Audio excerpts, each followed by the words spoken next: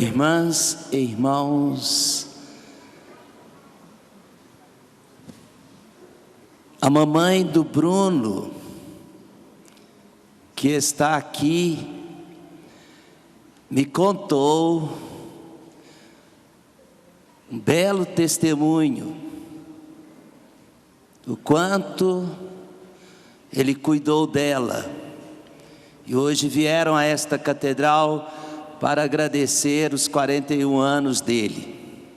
Não sei o nome da mamãe e não conheço o Bruno, mas eu agradeço a presença deles como a de vocês, para enfrentarmos juntos, nesta Eucaristia, o grande desafio, que começa com este primeiro domingo da Quaresma, de nos converter para celebrar adequadamente a Páscoa do Senhor, mistério da paixão, morte e ressurreição de Jesus Cristo. A igreja, especialmente aqui no Brasil, quer nos ajudar com a proposta de uma campanha, que é a campanha da fraternidade, este ano completando 60 anos de existência. Um exercício quaresmal importante para nos ajudar a nos preparar de forma adequada para a experiência de Jesus, que dá a sua vida, morrendo na cruz e ressuscitando para nos salvar. Neste ano, a Igreja do Brasil sugere para esta campanha um tema que tem tudo a ver com este testemunho que eu escutei logo antes de começar a procissão de entrada da mamãe do Bruno. O tema é fraternidade e amizade social. Um tema que foi inspirado na encíclica do Papa Francisco, Fratelli Tutti. Lá, entre tantas belíssimas expressões, encontramos o número 286, esta que quero aqui compartilhar: sentir o ser humano, todo ser humano, como um irmão. Começa em casa. Esse testemunho começa em casa. Quem mora conosco, quem vive na nossa família, pode ser um pai, pode ser uma mãe, pode ser um filho. Todo ser humano precisa da nossa proximidade. E é isto que esta campanha quer nos ajudar a viver neste ano, durante o período da Quaresma. Ajudar-nos a despertar para este conceito que define os nossos relacionamentos, todos eles, a começar dos relacionamentos familiares, para alcançar o nível de relacionamentos salvíficos na sociedade, principalmente com os últimos, os que mais precisam, os mais pobres. São todos irmãos.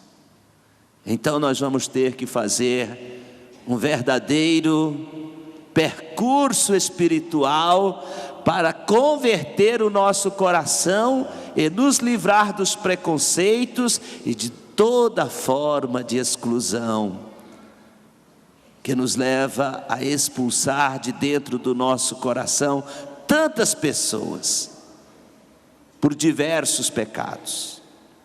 Como vamos fazer então este itinerário espiritual?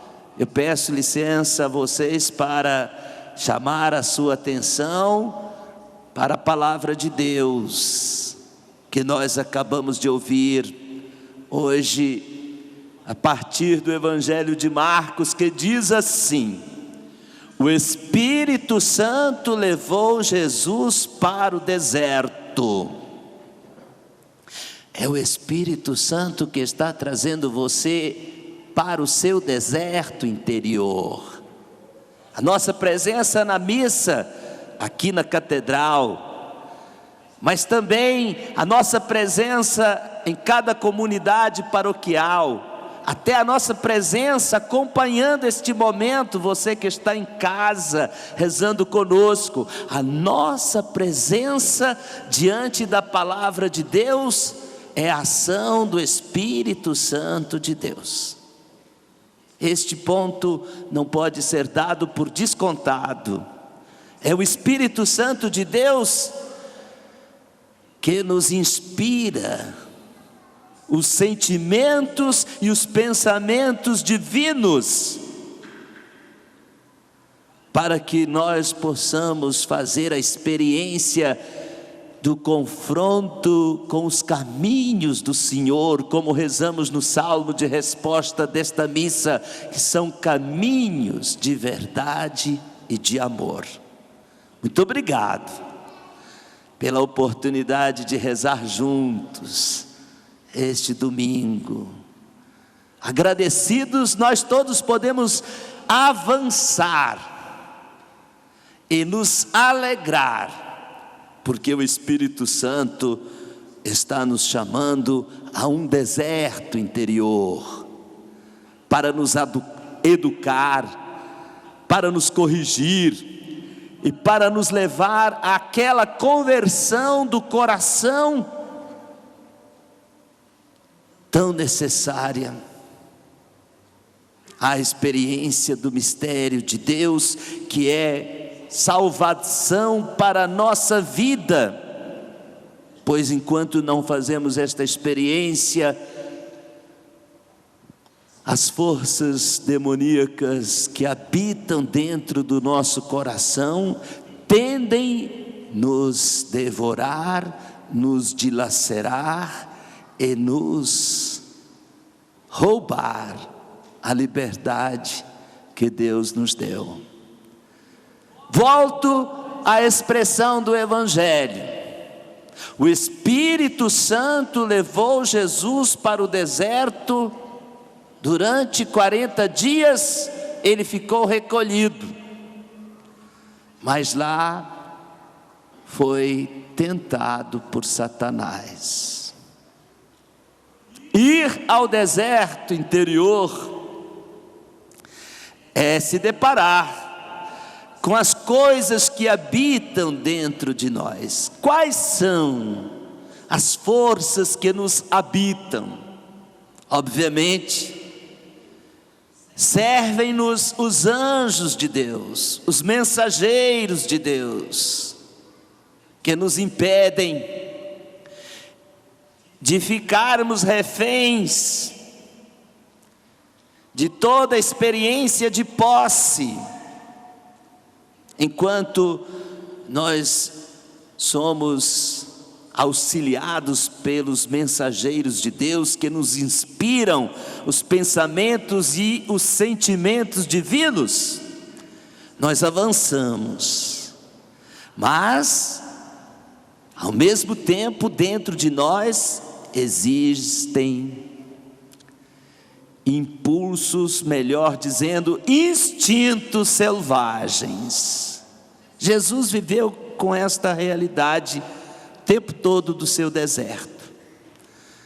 E é incrível que Jesus nunca estabeleceu com Satanás, com os instintos selvagens, um diálogo. Como diz o Papa Francisco, não existe possibilidade de diálogo com Satanás. Com Satanás, nós temos que aprender de Jesus o gesto e a força espiritual de calar e de expulsar, para que ele se afaste de nós. É tão interessante que no deserto, Satanás tenta seduzir Jesus, mas Jesus não lhe dá ouvidos. Jesus recolhe a palavra de Deus e se livra do poder de Satanás, inspirado pelo Espírito Santo, lembrando ao seu coração que a sua força não pode se submeter a nenhum tipo de sedução. A sua força está em escutar Deus, escutar a palavra de Deus e colocá-la em prática. Isto expulsa Satanás de dentro de nós. Então, irmãos e irmãs, primeiro domingo da quaresma é chamado também o domingo das tentações, porque nós todos temos que começar o nosso itinerário espiritual sabendo que neste período nós temos que travar um combate, através do confronto com as forças demoníacas que habitam dentro de nós, e buscar harmonizar o nosso coração com a inspiração de Deus, do Espírito Santo de Deus, através das forças que Deus dispõe a nos servir, quais sejam os seus santos anjos. Neste combate espiritual, então, estão explicitamente diante dos nossos olhos, diante do nosso coração, os instintos selvagens. Quem são estes instintos selvagens? Nós podíamos nomeá-los, é melhor. Assim nós vamos poder travar uma luta que nos levará à vitória. Certamente nós podemos dizer que são todos os nossos vícios. Também a avidez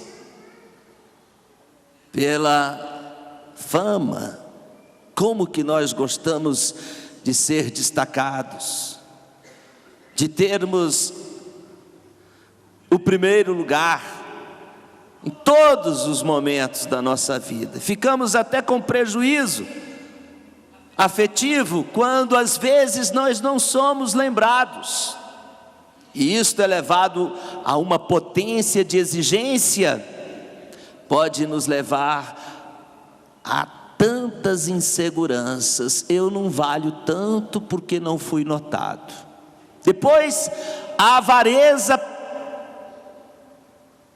pela vontade de ter poder. Quantas vezes nós temos lutado para ter poder, mais do que os outros, e ainda a busca desenfreada do dinheiro, da riqueza, tornando-nos idólatras. Estes vícios e estas forças instintivas roubam a nossa liberdade, principalmente diante da urgência e da possibilidade de estarmos abertos a Deus, a palavra de Deus, que nos faz ser aquilo pelo qual Deus nos criou, ou seja, um ser humano neste mundo, para se relacionar uns com os outros como irmãos. Jesus enfrentou este confronto com fortes armas, e estas armas são as mesmas que nós podemos usar. A primeira delas é a oração. Ir para o seu deserto espiritual é para fazer silêncio, ouvir Deus e conversar com Deus pela oração. Depois, é preciso ter paciência, As coisas não se resolvem de um dia para o outro, por isso 40 dias, como um símbolo. A paciência nos faz pensar que nós temos que continuar acreditando que nós não somos anjos. Temos que melhorar, temos que nos aperfeiçoar. Depois, existe uma arma poderosa, inclusive lembrada na quarta-feira de cinzas, que é o jejum. É uma força que todos nós podemos usar para domesticar os nossos instintos selvagens.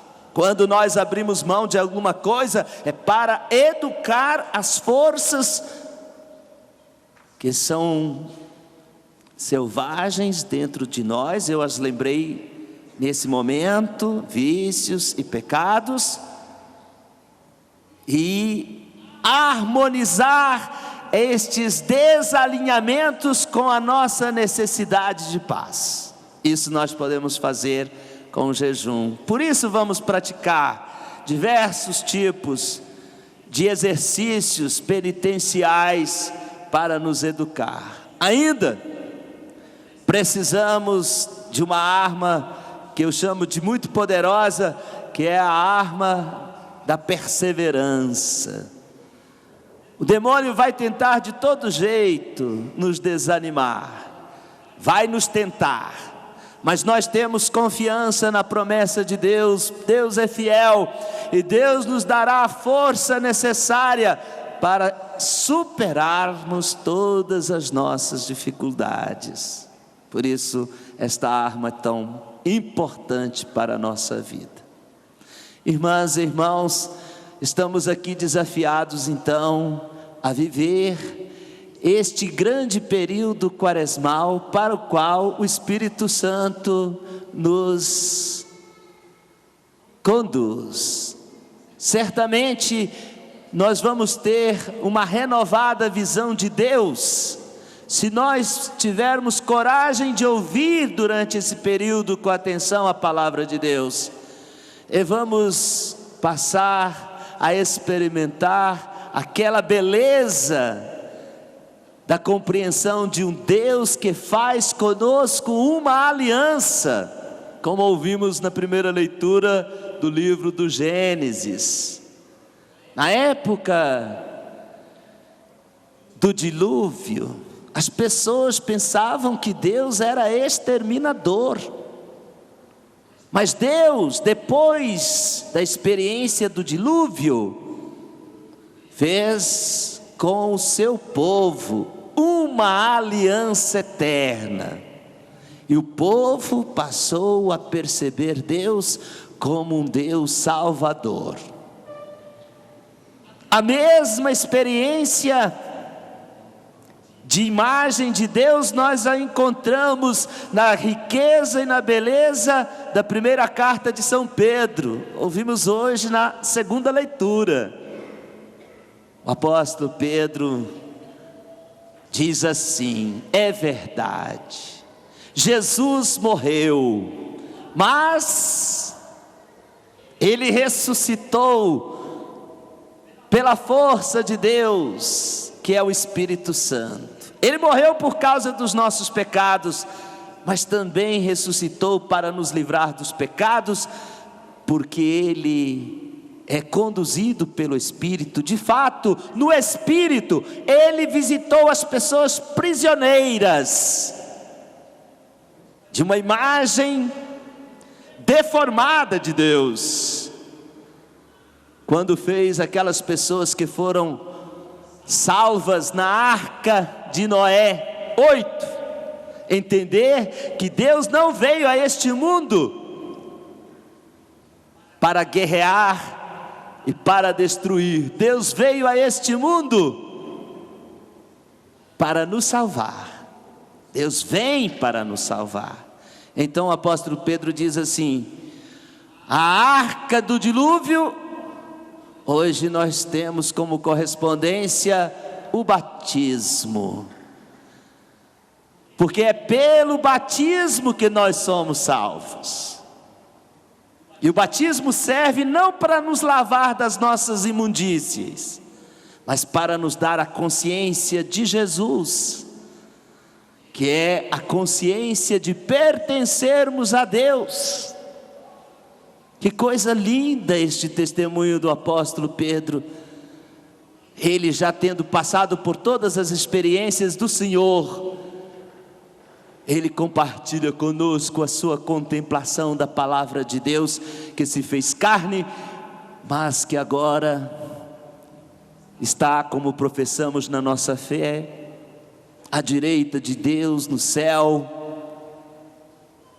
para subjugar todas as realidades deste mundo, inclusive as nossas tentações. Tudo está debaixo do poder de Jesus que nos salva. Hoje em dia, nós podíamos dizer assim: tem muita gente se afogando nas águas, eu diria nas águas da internet, com tantas oscilações interiores causadas pelas tentações que encontramos neste mundo digital. Quem sabe não nos faria um grande bem um pouco de jejum das nossas redes sociais? Papa Francisco, nesta encíclica Fratelli Tutti, número 204, diz assim: nós não podemos aceitar este mundo digital que tenta nos explorar a partir das nossas fragilidades. É verdade, nós entramos na onda do mundo digital a partir das nossas carências. O que é que nós buscamos na internet? E onde é que nós nos afundamos na internet? Então nós não podemos aceitar este mundo digital que nos torna reféns e mais frágeis, pois este mundo digital tenta às vezes só recolher o que há de pior dentro de nós. Deus não é um Deus que nos quer derrotados. Nosso Deus faz de tudo para sermos vitoriosos. Por isso é tão importante, também agora, nesse tempo, termos a coragem de enfrentar o nosso combate espiritual através de uma consciência que o batismo nos dá, de sermos cidadãos do céu, já enquanto peregrinos aqui na terra. Tenho uma última palavra. A última palavra que tenho, queridos irmãos e irmãs, é sobre a decisão de Jesus, depois do seu período quaresmal, de pregar a palavra.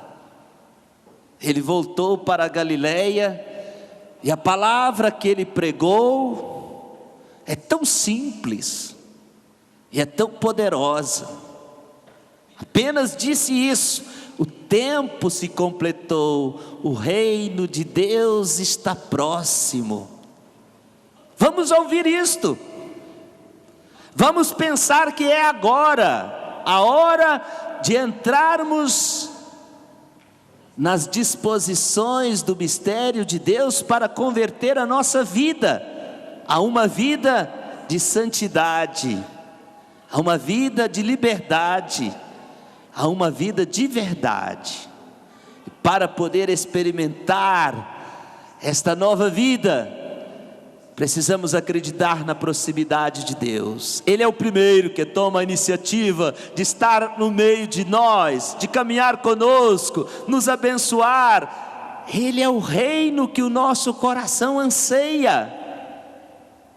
O que nós mais queremos nesta vida, para preencher o nosso desejo de felicidade, é uma resposta total de felicidade.